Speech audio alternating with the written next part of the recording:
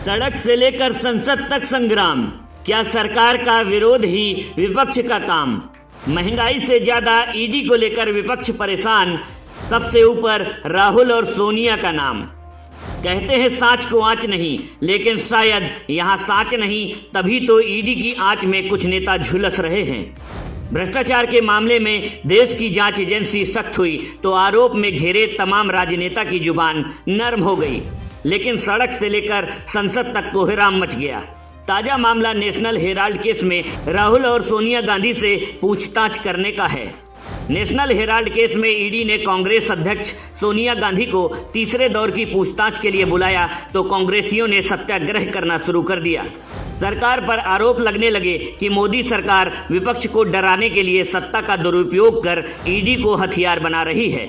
लेकिन राहुल गांधी और मैडम सोनिया गांधी ये भूल गईं कि कांग्रेस की सत्ता में जब यही एजेंसियां पूछताछ के लिए किसी को गिरफ्तार करती थीं तो वो सत्ता का दुरुपयोग नहीं था। गुजरात में एक एनकाउंटर के मामले में वहां के तत्कालीन गृह मंत्री अमित शाह को अपमानित करके गिरफ्तार किया गया था तो वो सत्ता का दुरुपयोग नहीं था।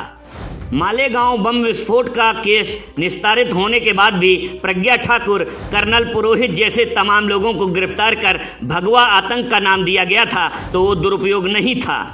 मौजूदा पीएम मोदी को गुजरात का सीएम रहते हुए पूछताछ और बदनाम करने का मंसूबा सत्ता का दुरुपयोग नहीं था।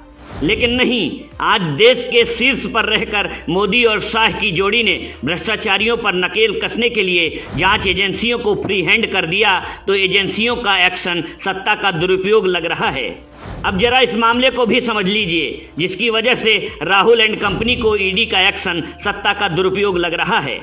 दरअसल नेशनल हेराल्ड एक न्यूज़पेपर है जिसे साल 1938 में पंडित जवाहरलाल नेहरू ने शुरू किया था। इस न्यूज़पेपर को चलाने का जिम्मा एसोसिएटेड जनरल लिमिटेड नाम की कंपनी के पास था।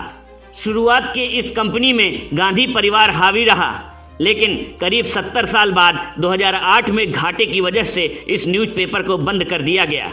पेपर को फिर से चलाने के लिए कांग्रेस ने अपने पार्टी फंड से एजेएल को बिना ब्याज 90 करोड़ रुपए का कर्ज दे दिया।